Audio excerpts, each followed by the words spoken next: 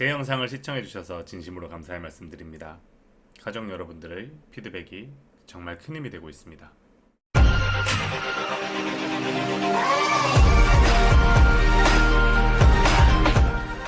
자, 오늘은 한 번 바람핀 사람은 또다시 바람을 핀다? 라는 명제에 대한 말씀을 한번 드려보고자 합니다. 제가 이 말씀을 드리는 이유가 저한테 찾아오시는 케이스 중에 외도와 연결되어 있는 케이스들이 압도적으로 많아요.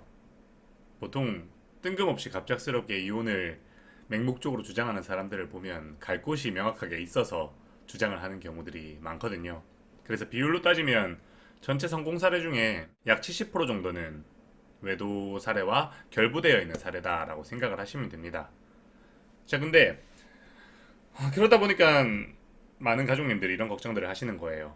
내가 지금 이렇게 노력을 해서 관계를 회복을 한다고 한들 한번 이렇게 바람을 피운 사람은 또다시 바람을 피울 확률이 높은데 그 여자를 정리하고 나에게 돌아온다라고 해도 다시 다른 여자에게 가버리면 어떡하냐, 그러면 또 말짱 도루묵 아니냐라는 말씀들을 하십니다. 이 부분에 대한 우려들이 충분히 누구나 하실 수 있는 우려라고 생각을 해요. 현실적인 우려이죠. 그런데 우리가 인터넷이든 주변 사람으로부터든 쉽게 들을 수 있는 말과 찾을 수 있는 말이 한번 바람핀 사람은 그 버릇 못 고친다고, 다시 계속해서 바람을 피운다고, 고쳐 쓰는 거 아니라고, 이런 말들을 듣게 되는 거예요. 그러다 보니까 나는 정말 간절히 가정을 지키고 회복하길 원하지만 내 현실 자체가 그거를 허락하지 않는 환경이실까봐, 그래서 이 노력을 계속 이어가야 되나라는 부분에 대해서 고민을 하시게 되는 거죠. 자, 여기에 대해서 제가 명확하게 말씀을 드릴게요. 자, 외도라는 거는 기본적으로 상대방의 바람기라는 부분도 분명히 작용을 할 겁니다. 자, 그런데 이 외도라는 게 상대의 바람기만 가지고 발생하는 것일까? 라고 생각을 했을 때 절대로 아니다 라고 단언할 수 있습니다. 바람기는요, 그냥 내재되어 있는 성향이에요. 이 내재되어 있는 성향은 항상 조건이 결부되었을 때 발현이 되는 겁니다. 자, 그런 차원에서 어떤 조건이 형성이 돼야 되느냐? 나에게 매력적인 다른 이성이 나타나면 조건이 바로 형성이 되는 걸까? 아니에요. 내 주변에 다른 이성이 있다라는 이유 하나만으로 이 바람기가 실현이 되지 않습니다. 기본적으로 바람기는 내가 지금 현재 맺고 있는 관계, 정상적인 그 관계에서의 상호작용 속에서 결핍감이 발생한다. 그래서 나는 지금 결핍감을 느끼고 있는데 이 결핍감을 채워야 되겠다라고 느끼는 그런 순간, 불만족한 그런 순간에 다른 이성이 나타나고 그것과 동시에 나에 내재되어 있는 바람기가 작용을 하면 외도가 현실화가 됩니다. 이런 조건은 기본적으로 갖추어져야 된다는 거예요. 외도 사례가 이혼 위기를 극복하고 성공을 한다는 것은 상대방이 나에 대해서 가지고 있었던 그런 부정적인 선입견들은 거두어지고, 그리고 나는 상대방의 니즈에 충족될 수 있는 사람으로 변모하고, 그래서 상대방은 외도녀가 아니라 나를 선택한다.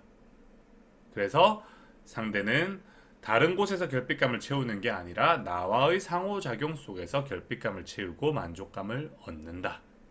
이런 상태가 된다는 걸 의미를 해요. 즉, 이 과정에는 그냥 단순히 외도녀가 정리되었다라는 상황적인 조건만 작용하는 게 아니라 내가 상대방의 결핍감을 채워줄 수 있는 존재가 되었다라는 조건까지도 같이 작용을 하는 부분이라는 거죠. 자, 그러면 내가 상대에게 결핍감을 채워줄 수 있는 존재가 되면 나와의 상호작용 속에서 상대방은 결핍감들이 채워지겠죠. 그리고 만족감들이 채워집니다. 그리고 이 만족감들은 계속해서 누적되는 성향을 가져요. 그러면 상대방 인식 속에서는 나라는 존재는 나를 만족시켜주는 사람, 나를 행복하게 만들어주는 사람, 함께하고 싶은 사람, 그렇기에 나에게는 없어서는 안 될 사람, 이런 식으로 이제 인식이 되는 거예요. 그리고 누적량이 많아지면 많아질수록 이 존재 가치가 점점 올라가는 거죠. 그렇게 되었을 경우에 존재 가치가 극단으로 치닫는다고 생각을 해봅시다. 정말 나에게는 없어서는 안 될 사람이 된다고 생각을 해보세요. 그러면 그 존재를 잃어버리지 않기 위해서 자연스럽게 노력을 할 수밖에 없지 않겠습니까?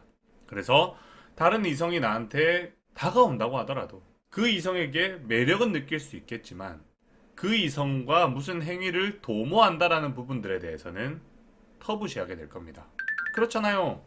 이렇게 생각을 해보세요. 내가 정말 아끼는 신발, 뭐 차, 뭐 백, 이런 물건들이 있다라고 생각을 해봅시다. 그러면 그 물건들의 존재 가치가 나한테는 너무나도 소중하면 어떻게 합니까? 그걸 막 다룹니까? 그거에 스크래치가 날 만한 행동들을 하나요?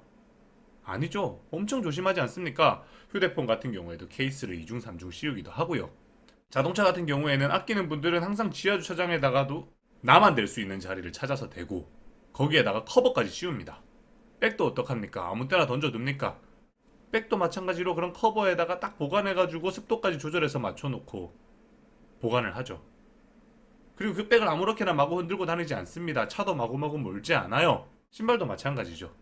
흙탕물이 튈 만한 곳에는 절대로 신고 가지 않고 날씨 봐가면서 신습니다.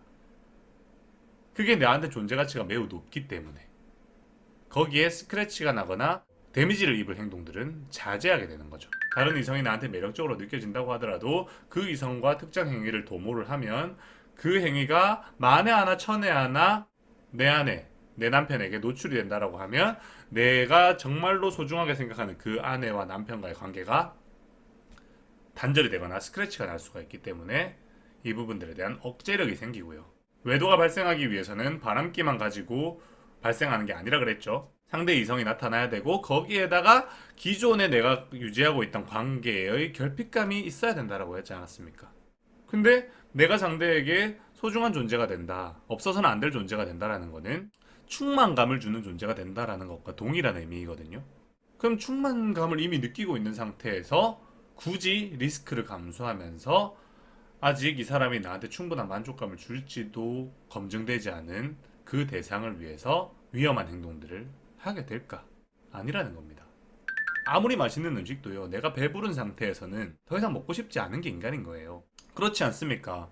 우리가 뭐 뷔페 같은 데를 간다고 하더라도 그 뷔페 음식 다 털어버릴 것 같지만 4접시, 5접시 넘어가기 시작을 하면 그때부터는 음식이 더 이상 맛있지 않죠. 이제 그만 먹고 싶고 막 음식만 보면 음식 냄새도 맡기 싫은 그런 상태가 되지 않습니까? 그런 거랑 마찬가지라는 거예요. 가족님들이 걱정하시는 부분들은 어떻게 보면 무의미한 걱정이라는 거죠. 가족님들의 걱정은 내가 앞으로 전혀 변하지 않아서 과거와 똑같은 모습을 계속해서 보여주면 발생하는 그런 우려스러운 상황이라는 거예요. 하지만 진행 과정에서 제가 가족님들의 행동들을 일일이 교정해드리는 작업들을 밟거든요. 그렇기 때문에 가족님들은 변하게 되어 있고 그 변화들은 상대방에게 충만감을 주는 방향의 변화일 겁니다.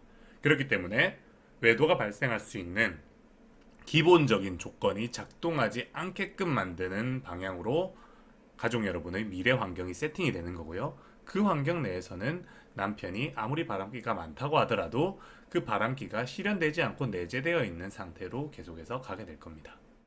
그러니까 걱정 안 하셔도 된다는 거예요. 물론 걱정해야 되는 케이스도 있습니다. 그러한 케이스는 다른 케이스 아니에요. 남편 상대방한테 달려있는 게 아니라 내가 과거와 같이 원점으로 회귀하는 경우다. 그래서 제가 이렇게 과정 속에서 알려드리는 대응 방향들만 잘 숙지하고 내 몸에 체화시켜 놓으면 가족님들이 우려하시는 다시 외도가 발생하는 그런 상황들은 겪지 않고 그냥 온전한 행복들 누릴 수 있을 것이다 라고 생각을 하시고 한번 진행해 보시면 좋겠습니다. 자, 오늘은 여기까지만 하는 걸로 하고 또 다음 시간에 가족 여러분에게 필요한 내용으로 찾아뵙도록 하겠습니다. 감사합니다.